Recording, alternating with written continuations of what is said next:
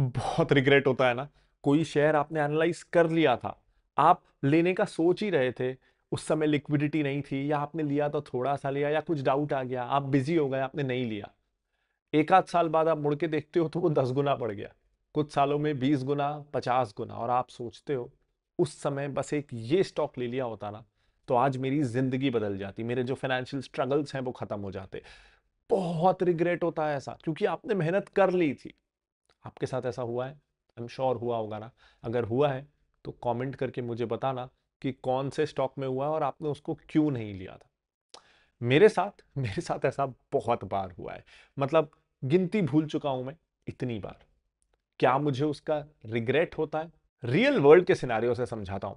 देखो, real world में ना मैं 99.99% चीजों में दुनिया की बुरा हूं। मैं बुरा फुटबॉल खेलता हूँ, बुरा हॉकी खेलता हूँ, बुरा टेनिस खेलता हूँ, मुझे स्विमिंग नहीं आती। मैं दुनिया के ज्यादातर स्पोर्ट्स मुझे आते ही नहीं है। क्रिकेट, बैडमिंटन, बास्केटबॉल मैं बेसिक लेवल का खेल लेता हूँ, उसके अलावा मुझे कुछ नहीं आता। आर्टिस्टिक फील्ड्स लेते हैं, मुझे गाना नहीं आता, मुझे पेंटिंग, ड्राइंग, स्केचिंग, मुझे ज्यादातर चीजें उसमें भी नहीं आती। बिजनेसेस ले लेता हूँ, मुझे सीमेंट, टेक्सटाइल, ऑयल, ऐसे ना जाने कितनी इंडस्ट्रीज हैं जो मुझे समझ में नहीं आती। तो दुनिया की 99% से ज्यादा आर्ट, स्किल, स्पोर्ट्स में मैं बहुत बुरा हूं। और मैं नहीं, ये हम सबका सच है। आप कोई सेलिब्रिटी को ले लो, अगर वो एक्टर है तो उसको एक्टिंग के अलावा आप दुनिया की किसी भी फील्ड में डाल दो, ज्यादातर चांसेस ये हैं कि वो बहुत बुरा होगा। किसी क्रिकेटर को उठाओ और उसको बोलो इंटरनेशनल फुटबॉल प्लेयर के साथ फुटबॉल खेले, मोस्ट प्रोबेबली वो बहुत बुरा होगा। तो किसी भी इंसान को अगर हम उसकी कोई एक या दो फील्ड ऑफ एक्सपर्टीज से बाहर निकाल दें तो वो बहुत बुरा होगा। इसी को ना हम स्टॉक मार्केट से समझते हैं। देखो, स्टॉक मार्केट में ना 5-6 हजार कंपनियां लिस्टेड हैं, उसमें से आप, मैं, दुनिया का बड़े से बड़ा इन्वेस्टर भी बहुत अच्छा हुआ ना तो 5%, 10% या 20% मार्केट को समझ सकता है। उससे ज्यादा वो समझ ही नहीं सकता।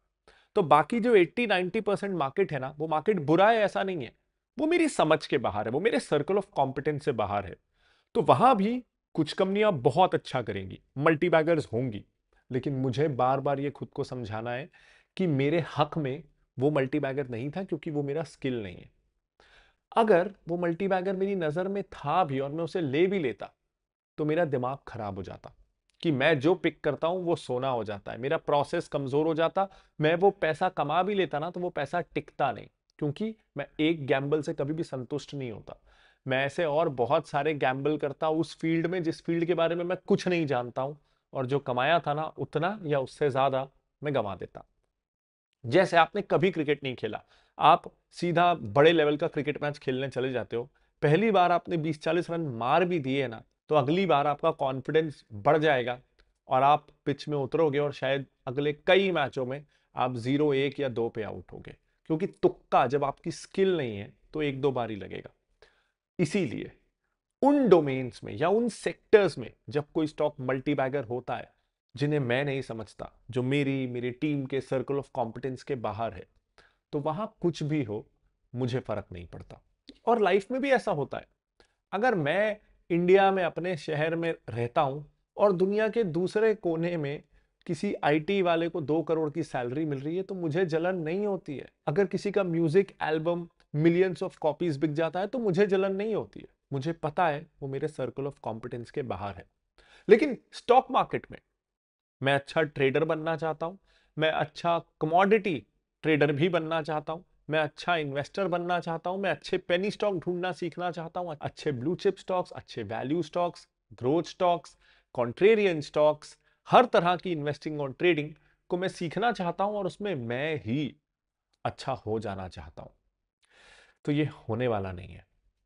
ये ऐसा है जैसे आप जिंदगी में एक साथ एक ही जीवन में football, cricket, hockey, basketball, badminton, tennis सब इंटरनेशनल लेवल का खेलना चाहते हो। साथ ही आप दुनिया के best lyrics writer, music composer, actor, dancer, singer, director ये सब भी बनना चाहते हो। साथ ही आप साइंटिस्ट, डॉक्टर, लॉयर, सीए ये भी अच्छा बनना चाहते हो। रियल वर्ल्ड में हम जानते हैं ये हो नहीं सकता। तो स्टॉक मार्केट क्या है? Real world on steroids. Real world की हर चीज से मार्केट में डायरेक्ट आपको उसका फाइनेंशियल इंपैक्ट दिखता है। तो it's basically a condensed mirror of the real life. तो आप हर तरह की अपॉर्चुनिटीज से पैसा इस मार्केट में तब कमा सकेंगे जब आप दुनिया के हर आर्ट, हर स्पोर्ट्स, हर प्रोफेशन, हर बिजनेस में अच्छे हो जाएंगे, जो होने वाला नहीं है। तो मार्केट में भी आप हर अपॉर्चुनिटी को ग्रैब कर लें, ये होने वाला नहीं है। इसीलिए मैं इन चीजों को बिल्कुल रिग्रेट नहीं करता। इसमें एक दूसरा फैक्टर भी है, यह समझना बहुत जरूरी है। Comparison is the end of all happiness. अगर आप खुद को कंपेयर करते रहोगे दूसरों लोगों से, उन्होंने कैसे कमा लिया, कितना कमा लिया, तो आपकी खुशी पक्का खत्म हो जाएगी। देखो, दुनिया में बहुत बार ऐसा होगा कि कोई इंसान बिलो एवरेज इंटेलिजेंट है, वो आपसे बहुत कम इंटेलिजेंट है, आपके मुकाबले कहीं नहीं है, लेकिन वो लाइफ में ज्यादा पैसे कमा लेगा। कई बार ऐसा भी होगा कि कोई बहुत जीनियस है, बहुत इंटेलिजेंट भी है, उसने कैलकुलेटेड, रैशनल, लॉजिकल डिसीजंस भी लिए थे, लेकिन उसे बहुत सारे लॉसेस हो जाएंगे। हर बार रिजल्ट हमें ये नहीं बताता कि कौन बेटर है। स्कूल्स में हम सब ने ये देखा है ना, जो स्कूल में टॉप कर रहा है वो जिंदगी में सबसे सक्सेसफुल हो पूरे बैच में, ये जरूरी नहीं है। तो हमने स्कूल कॉलेजेस में ये सीखा है कि रिजल्ट हमेशा ये नहीं दिखाता कि कौन ज्यादा इंटेलिजेंट है या किसका प्रोसेस सबसे अच्छा है।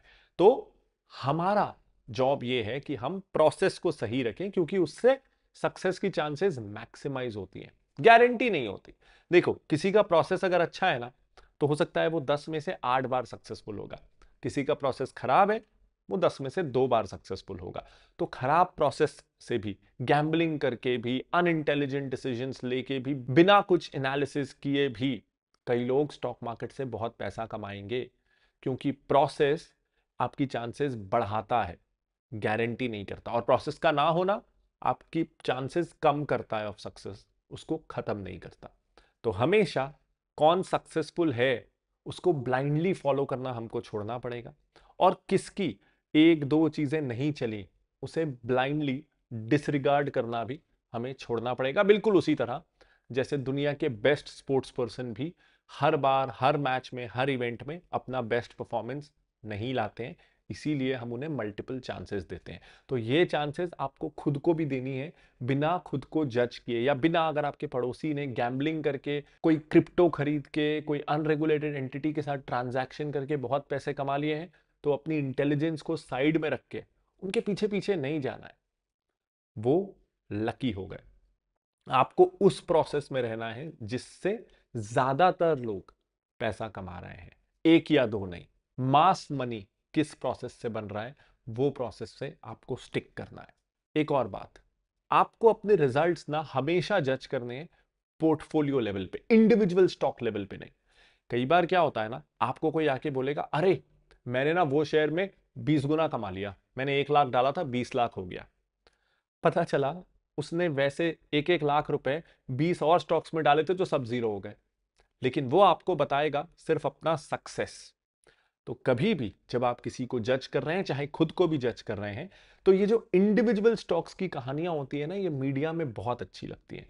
ये शेयर में इतने पैसे डाले होते तो इतनी पहुंच जाते, लेकिन आपका परफॉर्मेंस हमेशा आपको जज करना है पोर्टफोलियो लेवल पे, क्योंकि कोई भी अपनी जिंदगी में ना एक स्टॉक में इन्वेस्ट नहीं करता और सीधा वही 50 गुना हो जाए। वैसा एक स्टॉक ढूंढने के लिए ना 20 गलतियां भी करनी पड़ती हैं। तो हमेशा हर इंसान, हर एंटिटी का रिटर्न पोर्टफोलियो लेवल पे जज होना चाहिए, इंडिविजुअल लेवल पे नहीं। पोर्टफोलियो लेवल पे एक सिंपल सी चीज जरूरी है कि आप इंडेक्स को बीट कर रहे हैं कि नहीं। अगर आप इंडेक्स को बीट कर रहे हैं तो आपका पोर्टफोलियो बहुत अच्छा है। लेकिन अगर आप एक अच्छा डाइवर्सिफाइड बैलेंस्ड पोर्टफोलियो नहीं बना रहे हैं, ये सोच के कि क्या जरूरत है, 4-5 स्टॉक्स लेता हूं, कॉन्ट्रेरियन बेट लेता हूं, अगर बढ़ गया ना तो कहां का कहां पहुंच जाऊंगा, आप सक्सेस की चांसेस को मिनिमाइज कर रहे हैं। ऐसा नहीं है कि इससे सक्सेस किसी को नहीं मिलेगी, बिल्कुल मिलेगी। दुनिया में एक्सट्रीम एग्जाम्पल्स हमेशा अवेलेबल होते हैं, लेकिन एक्सट्रीम एग्जाम्पल्स को अपना आइडल आपको नहीं मानना है। इस बात का प्लीज ध्यान रखिए। जब हम फिनोलॉजी 30 बना रहे थे ना, तो भी एम हमेशा से ये था कि हम आपको एक डाइवर्सिफाइड, वेल बैलेंस्ड और अलग अलग सेक्टर्स का एक्सपोजर देने वाला एक पोर्टफोलियो दे सकें, ताकि जब एक दो सेक्टर्स अच्छा नहीं कर रहे हैं तो दूसरे सेक्टर्स उसकी परफॉर्मेंस को हेज कर सकें। एम ये बिल्कुल भी नहीं था कि हम 5 7 8 स्टॉक्स का एक कॉन्सेंट्रेटेड बास्केट आपको दे दें और आपके पैसे पे गैम्बल करें। That's too risky. That's not how professionals work. That's how tipsters work. तो कोई अगर आपको एक मल्टीबैगर, दो मल्टीबैगर, चार मल्टीबैगर प्रॉमिस कर रहा है ना, that's a big red flag. ये WhatsApp, Telegram, social media groups में फंसना मत। देखो, हमने तो 30 स्टॉक्स निकाले हैं ना फिनोलॉजी 30 में, फिर भी हमको नहीं पता होता इसमें से कौन सा मल्टी बैगर हो जाएगा। मल्टी बैगर ना हमेशा पास्ट में होते हैं, हमारे हाथ में होता है अच्छे fundamentally strong good quality companies को एट अ फेयर प्राइस खरीदना। उसमें से कौन सा 10x होगा, 20x होगा, उसको प्रिडिक्ट कर पाना लगभग इंपॉसिबल होता है। आई कांट बेट कि इन 30 में से 5 बेस्ट स्टॉक्स कौन से हैं। इसीलिए जिन्होंने फिनोलॉजी 30 सब्सक्राइब भी किया है, वी कीप रिमाइंडिंग देम कि पूरे में अपना एक्सपोजर लीजिए, इसमें पिक एंड चूज करने की कोशिश मत करिए। पता चला आपने 30 में से 28 लिए और जो दो नहीं लिए वो बेस्ट रिटर्न्स देते हैं। So don't take that risk. हम जब हर एक नया स्टॉक हर 12 दिन में इसमें ऐड करते हैं तो हम बहुत सारी चीजों का ध्यान रखते हैं। पोर्टफोलियो कोरिलेशन का ध्यान रखते हैं, बैलेंस का ध्यान रखते हैं, सेक्टोरल एक्सपोजर का ध्यान रखते हैं, रिस्क, कई स्टॉक्स रिस्क मिटिगेशन के लिए होते हैं, कई अल्फा जनरेशन के लिए होते हैं, कई वोलैटिलिटी के साथ ग्रोथ के लिए होते हैं, कई स्टेबिलिटी के लिए होते हैं। तो पूरे पोर्टफोलियो को बैलेंस तरीके से सोचना बहुत जरूरी है। चाहे आप फिनोलॉजी 30 के सब्सक्राइबर हो या आप खुद अपनी इंडिविजुअल पोर्टफोलियो बना रहे हो, ये कुछ बातों का ध्यान प्लीज रख लीजिएगा।